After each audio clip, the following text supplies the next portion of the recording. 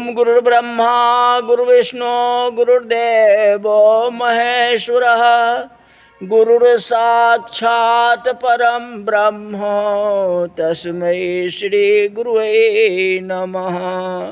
लखन सकोप बचन जे बोले, लखन सकोप बचन जे बोले, डगमगाही मही दिग्गज डोले, डगमगानी मही दिग्गज डोले। जय सिया राम जय जय सिया राम।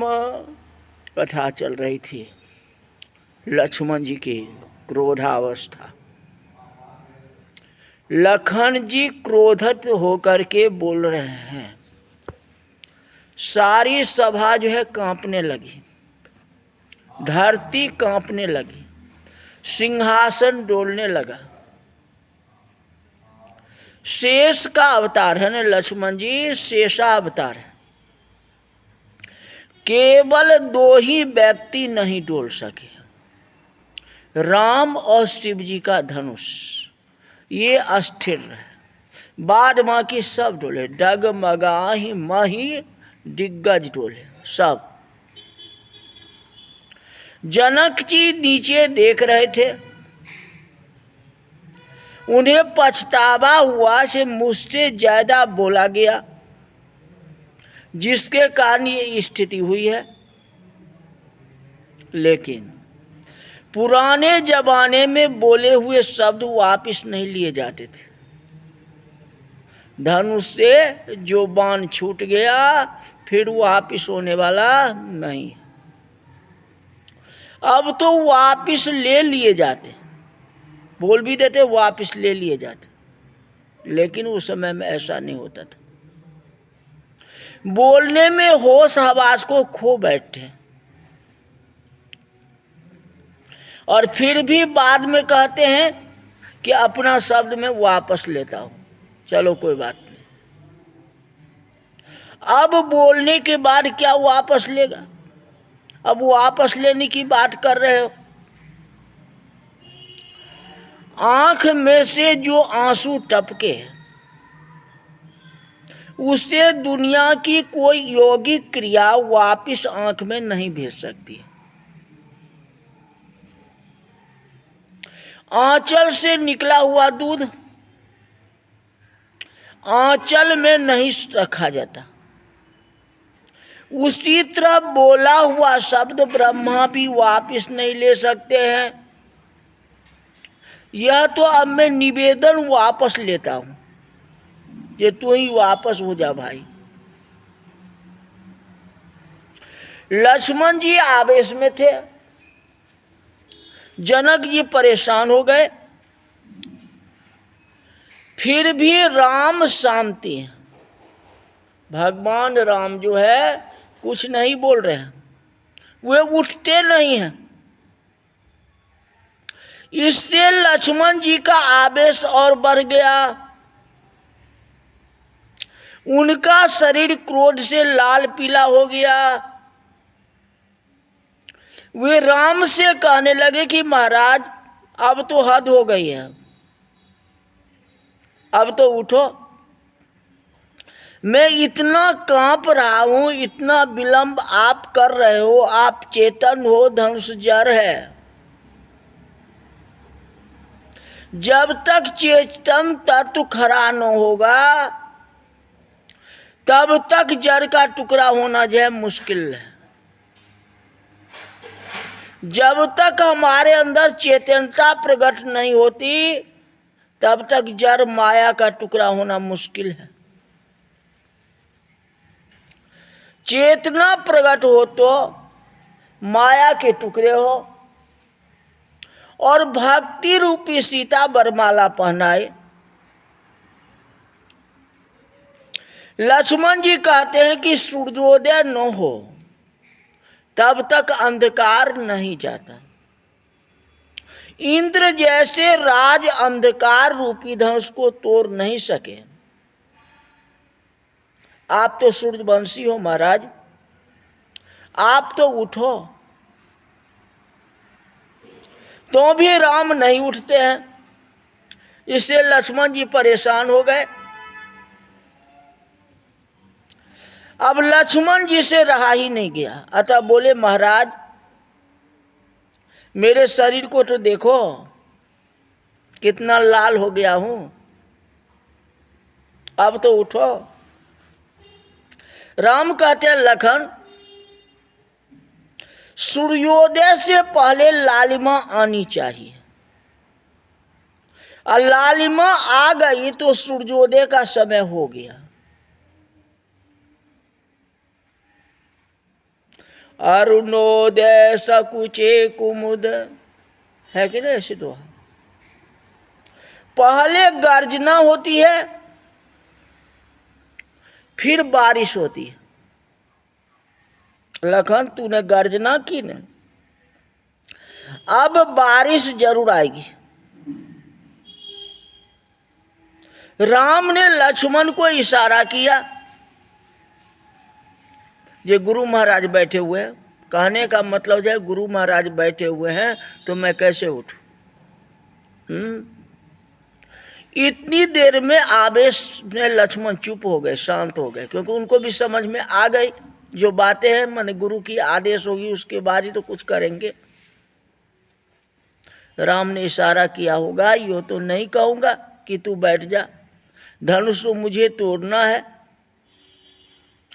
राम ने विश्वामित्र जी की तरफ देखा और लक्ष्मण जी चुप हो गए। दोनों भाइयों ने बात की। राम के कहने का अर्थ है कि भाई मुझे भी जनक जी की बातों पर गुस्सा आ रहा है, मुझे भी ऐसा होता है कि मैं धनुष तोड़ के बता दूं, पर गुरु जी की आज्ञा के बिना मैं कैसे खड़ा हो सकता, उनकी आज्ञा को मैं उल्लंघन कैसे कर सकता? इससे गुरु की परंपराएं टूट जाएगी, गुरु का अपमान हो जाएगा।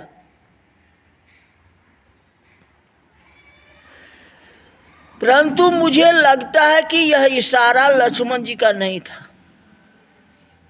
गुप्त रूप में विश्वामित्र जी को था कि हे प्रभु अब देर न करो, अब तो आदेश दो। विश्वामित्र ने दायां हाथ ऊपर किया और राम जी के पीठ पर हाथ दे दिया, आदेश दिया, उठाहु राम भांजाहु भवता चापा, उठाहु राम भांजाहु भव चापा, मेटहु तात जनक परितापा, मेटहु तात जनक परितापा। विश्वामित्री महाराज ने कहा राम उठो और धनुष को तोड़ डालो। विश्वामित्र जी एक कदम आगे निकल गए। नियम था कि जो धनुष चढ़ा देगा उसे सीता जी वरमाला पहनाएगी, या उठाने की बात ही, तोड़ने की बात नहीं थी। परंतु उन्होंने तोड़ने को क्यों कहा? उठाऊं राम भंजाऊं भव चापा, भंजन कर दो, मैं तोड़ डालो इसको। शिव जी का धनुष था, लोगों के दर्शन के लिए उपयोगी बनना, नियम अनुसार सीता जी को जय हो, मुबारक हो, सीता जी धनुष चढ़ाने से ही विवाहित हो सकती है, फिर तोड़ने की क्या जरूरत है? तोड़ा क्यों गया? एक संत का मत है कि अहंकार शिव बोधि अज, शिव जी का धनुष अहंकार का प्रतीक है। अहंकार को चढ़ाया नहीं जा सकता। उसे तोड़ने पर भक्ति जयमाला पहनाई जाती, वैसे नहीं हो सकता। साधक का अहंकार टूटे तो फिर भक्ति मिले, और वह प्रभु द्वारा ही मिलती है, दूसरी रास्ता नहीं है। विश्वामित्र जी सावधानी से धनुष तोड़ने की बात की। उठहु राम भंजहु भव चापा, अमेटहु तात जनक परितापा। विश्वामित्र जी ऐसा कहते हैं कि हे राम, इस सभा में कोई धनुष नहीं चढ़ा सका, आप इसे तोड़ करके रघुकुल की शक्ति को बढ़ा दो। मतलब कोई उठाया ही नहीं, उठा नहीं पाया, आप उठा के तोड़ के दिखा दो, कहने का मतलब है यही बात। परंतु ऋषि ऐसा नहीं कहते, वो अपने शिष्य को चढ़ाना नहीं चाहते। इस प्रकार शायद शिष्य में अहंकार की भावना हो सकती है, अतः विश्वामित्र जी इस प्रकार कहते हैं। आगे चल करके ये भी बात नहीं। उठहु राम भंजहु भव चापा, अमेटहु तात जनक परितापा। महाराज जनक जी के विषाद को हरने के लिए धनुष तोड़ो, जिसके लिए जनक जी महाराज दुखी है। तजहु आस निज निज गृह जाहु, लिखा न विधि वैदेही विवाह। तो जनक जी को वैदेही की चिंता है ना, हमारी पुत्री कुंवारी रहेगी।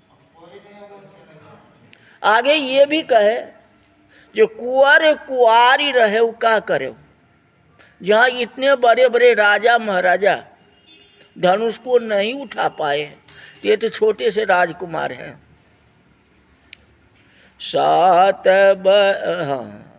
12 बरस के राम रंगीले, 12 बरस के राम रंगीले, 7 बरस सिया सुख राशि राम, 7 बरस के सिया सुख राशि। तो 12 बरस के भगवान है, 7 बरस के कौन है?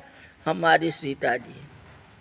तो जो बड़े बड़े उम्र वाले 30-40 साल वाले जवान छोकरे राजा थे, उसने तो धनुष को उठा नहीं पाए।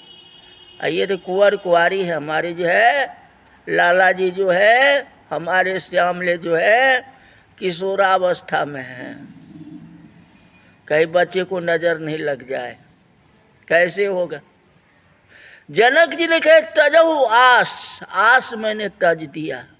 जैसे सीता जी हमारी पुत्री है, राम हमारे पुत्र के समान है, यही बात है।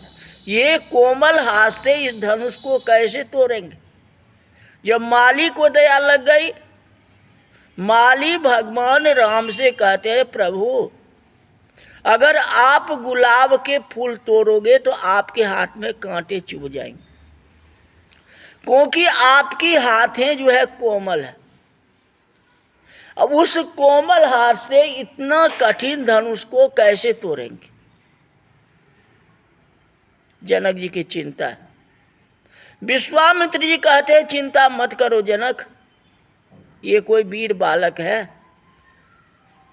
उनको इशारा करते हो कहते हैं राम मेटहु तात जनक परितापा, मेटहु तात जनक परितापा, उठहु राम भंजहु भव चापा, उठहु राम भंजहु भव चापा।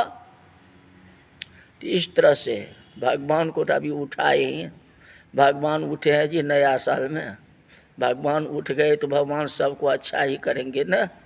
अब भगवान उठ के स्थापित हो जाएंगे अयोध्या में 22 जनवरी को। भगवान को नया साल में उठाया हूँ। भगवान का सबका जीवन सुख में हो। आज की कथा यही तक रही। धनुष का टूटेगा ही, जब तैयार हो गए हैं तो टूटेगा ही धनुष, ये बात नहीं है। नया साल में कुछ न कुछ होगा ही। आज की कथा यहीं तक रही। बोल जा रामचंद्र भगवान की जय।